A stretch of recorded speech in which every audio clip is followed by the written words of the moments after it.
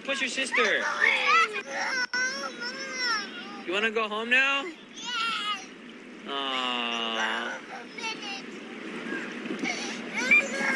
Why don't you want to take in the water? I'm taking a nap. You want to take a nap? I'm taking a nap here. Okay, take a nap right there then. Good night. Good night. That is, by and large, one of my most favorite clips that often circulates through Facebook. And when I was putting together this series, I thought it was a really perfect and accurate description of sometimes what life with toddlers is like, and ultimately also what a lot of our lives are like, right? So this little girl on the beach is done. She has just hit her breaking point. She is finished with all of the stuff of the world, and she's pushed her sister, and she doesn't really know why. And then she says, when her father says, "Do you want to go home?" She says, "In a minute." And then in the next clip is seen laying on the sand right where the waves are crashing in, and she's just gonna take a nap right there. The story deeply resonates with Elijah, who is on the run from making yet another king and his wife mad. Yet another moment in Elijah's life in which the work of God has brought him to a point where he is under attack and he has to flee. Jezebel is threatening his life and he is done, right? And so he gets, as sometimes we all do, a little over dramatic and sits underneath a tree and goes, "Just take me now. Just take me now, God. I am done. I am finished. This is dumb. I am done with all of this work. I am no better than any of my ancestors. I don't know why in the world you thought I was going to be able to handle this, but I am done." Right? And I imagine that Elijah threw a really good temper tantrum. You know, like the really, really, really good ones, where you have to, as a parent, look at your child throwing this temper tantrum and you want to laugh because it's just funny. Even though you know that their little bodies are very upset and you're a little bit frustrated that they're having this temper tantrum, but really, in your heart of hearts, you find it comical. But because you are a good parent, you keep your mouth shut and you go, or you record them so you can put it on YouTube. So forever, that little girl will be known as the I'm gonna take a nap right here girl. Jesse does this sometimes when he's particularly overwhelmed with one of us for whatever reason. It could be because we have taken him to visit too many people in one day, or he is done playing Star Wars Legos for a while and he was not ready to be done. And he throws these beautiful, epic tantrums. And they're glorious. And most of the time, you know, toddlers tend to get to that point where they're overtired. And so everything is extra. So then they respond in this huge way. Now, my mom can tell you that I, as a child, and sometimes as a preteen, and sometimes as a teenager, and sometimes as a young adult, threw some really good epic tantrums of my own, including the time where I threw such a huge fit in the grocery store. My mother, who had an entire cart full of groceries, watched me throw myself on the floor and pull out probably one of my best tantrums I've ever had.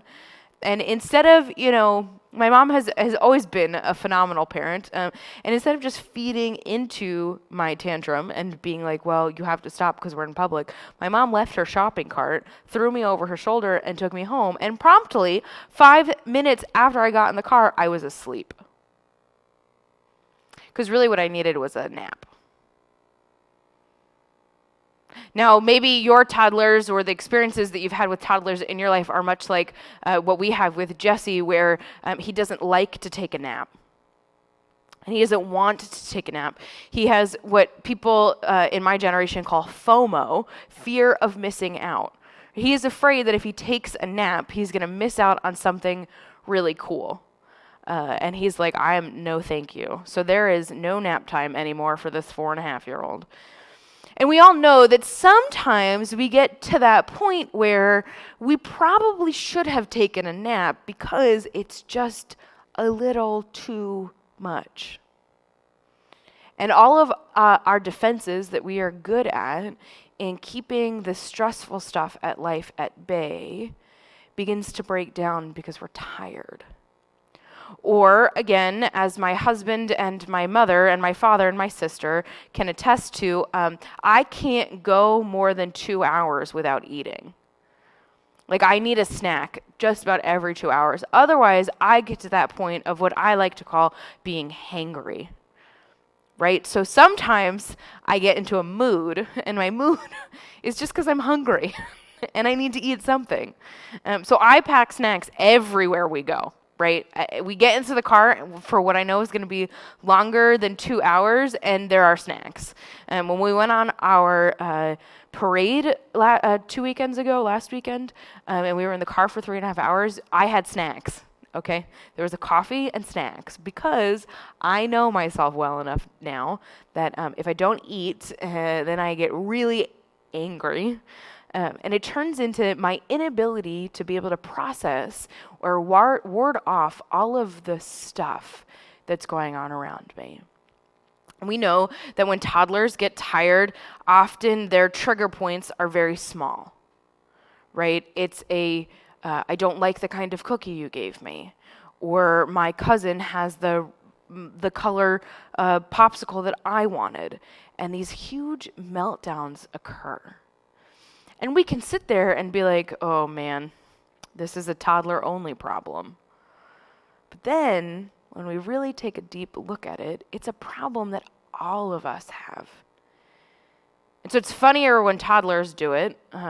And it's rude when we as adults do it, but it is a common part of our lives. Even Elijah, the great prophet, experienced it. Right? He was so fed up. Elijah was supposed to be the prophet. Right? Elijah is the one who makes it through a multitude of kings. Elijah is the one who foresees almost everything that God has in store. Elijah is the one who is running around beating a dead horse in many ways and trying to convert God's people back to God. And he was burnt out and he was tired. And he's tired of running, and he's tired of being the one who God has somehow chosen to be the one to deliver all of this news. He is tired of being yelled at by kings, and he is tired of Jezebel threatening his life, and he is tired of always having to be the good guy in any given situation. He is tired of being the one in control. And so he gets to a point where he can no longer ward off all of the stuff going on in his brain. And he's done. And he says to God, I'm going to go sit under this tree. You can just kill me now. I'm done. I'm out. Tag me out. Put someone else in. When is Alicia coming? I'm done. I don't want to do this anymore. And he throws a temper tantrum. And what does God do? God says, take a nap. And so he sleeps. And then an angel wakes him up and says, eat some food. And he eats. And he goes back to sleep. And he's woken up again. And he's fed again. And then that sustained him for another 40 days and another 40 nights as he continued on his path. Sometimes, when the world gets too overwhelming, even the Bible tells us that it's okay to just take a nap and have a snack. See how you feel when you wake up.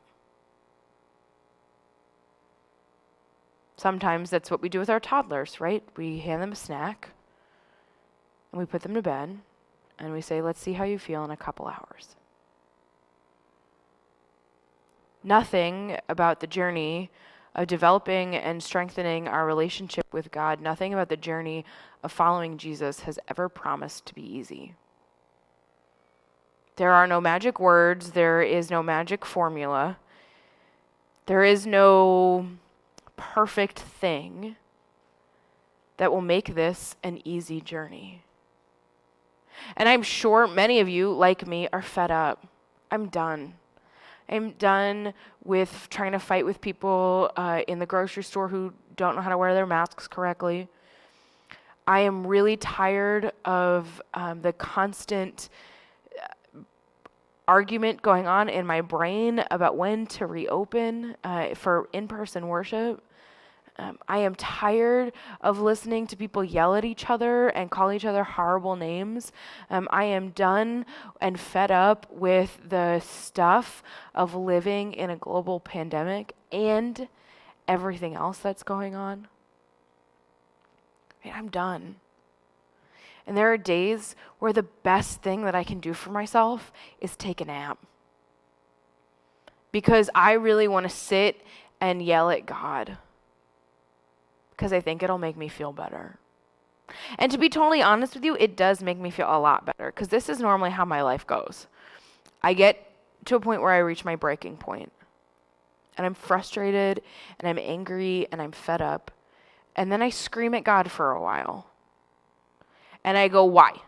Why did you choose me? Why does there have to be a global pandemic? Why is all of the world falling apart? Why did you send us a global pandemic, murder hornets, the murder of George Floyd, all of these rallies and protests? Why did you send us the cicada things that are supposed to be popping back up? Then you threw a tropical storm on top of all of that? And not only are we in the middle of a global pandemic, but like people are without power and have had trees fall on their houses? Like, really? Really, God? Like this, what are you doing? Who are you? Because this is not the God I thought I was hanging out with.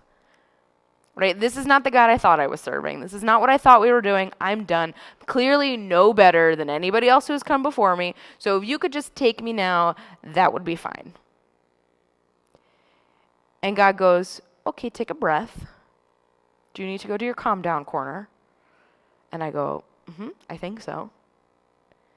And I take a nap, or I rest, or I find something meaningful that takes me away from being a pastor, the one making decisions, that takes me away from the administrative parts of my job and puts me in the places that refuel my soul. And then I have a snack.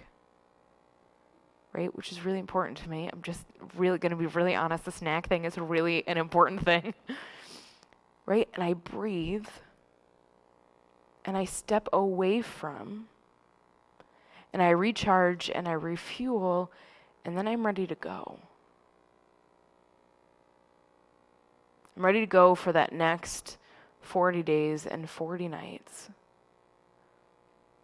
Or I'm ready to go for that next week. I think we neglect in our lives the importance of rest. More so, I think we neglect the importance of Sabbath. Right? And this is a word that you hear thrown around a lot. You shall keep the Sabbath day holy. On the seventh day, God rested. Around here, Sabbath has a different meaning and underlying baggage. We're going to say that, right? We take Sabbath sometimes to be, do not bother me on the Sabbath because I have a hard and fast rule about not answering my phone. And everybody has lots of opinions about it, but we're really bad at it.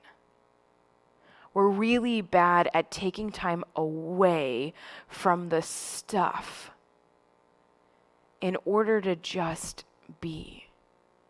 Look, I am the world's, like most of my colleagues, we are terrible at taking Sabbath time. Right? We are told when we enter into ministry that it's a 24-hour a day, 7-day a week. You are always on call. You always have to be on. If a church parishioner texts you, you better text them back. If there's a huge global crisis, you better be ready to answer on that day. We believe that we are more important, or that we make ourselves more important than we actually are. And Eugene Peterson, who's a scholar at Princeton Seminary, who wrote the translation of the Bible, The Message, says this about Sabbath. You have to take a day off to see what God is doing around you and without you. Now, for a perfectionist and a overachiever and a person who prides herself on how much I work, that would hit real hard, and I felt way too seen when that comment came through, when I read that note from him. What do you mean I have to take a day off to see what God is doing without me? God can't do anything without me. Doesn't he know who I am? Does he not know? Hello? God can't do anything without me. But again, I put myself in a place where God can't do anything without me. When the reality is that God does everything without me. I feel like I'm constantly a stumbling block to God, where I'm like, hey, what's up? I'm your new Peter. I am just going to make things worse. We have to learn to step away so that we recognize that our importance does not come from what we do. It comes from who we are as beloved children of God. Our importance doesn't come from our level of productivity or how many kings or queens we manage to make angry or how many people have, our names on their hit list. It doesn't come from how much we produce or how much money we make or how tired we are, right? Do you ever get into those tired competitions with people where they're like, I'm really tired, I haven't slept in 3 days. And the next person's like, I'm really tired, I haven't slept in 5 days because I have blah, blah, blah, blah, blah, blah, blah, blah, blah. And all we do is create for ourselves this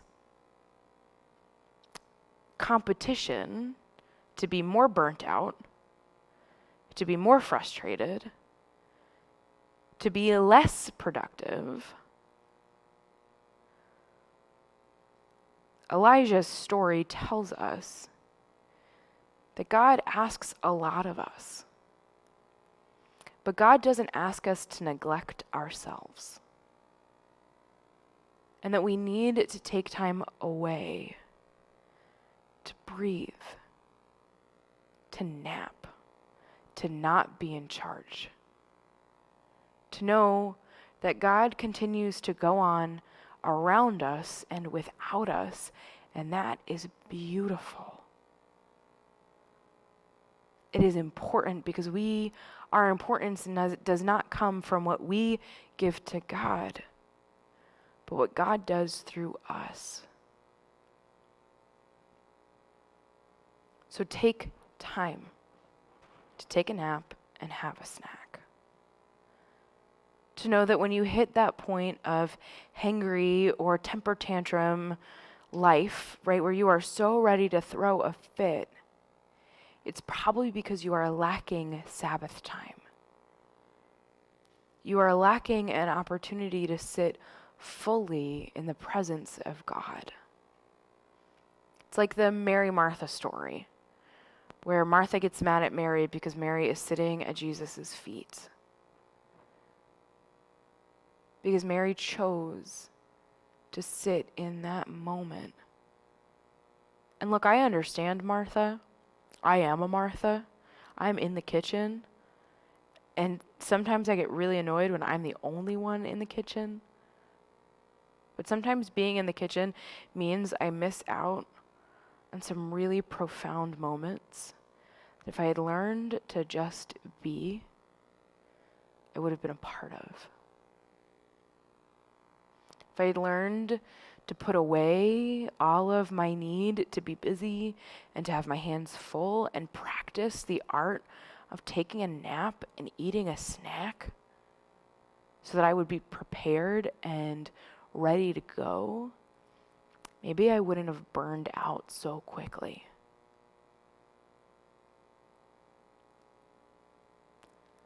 Life, this journey we have with God, is really about the profound moments of strength that we get when we are at our wits' end and we just breathe. The angel provided for Elijah. even as he threw his temper tantrum and moaned and complained about needing to be done. And he fell asleep, and he woke up. He was nudged very gently, I assume, awake by the angel who said, "Please eat." And he eats, and he goes back to sleep. He eats again, and God provided everything that he needed to continue on. It's about trust, trusting that God will take care of you, trusting that God knows what is best, trusting that God will be with you from your morning cry until the very end when God has one more surprise for us. Trusting that even when we need to step away, God continues to provide for us. It's been a lot the last 22 weeks. And it doesn't really seem like it's going to let up anytime soon. Remember that even the great prophets took a nap and ate a snack before they headed on. May you too find your rest, find your peace, find what recharges you from the bottom of your soul, that you might also be prepared to do the work today and every day. Amen.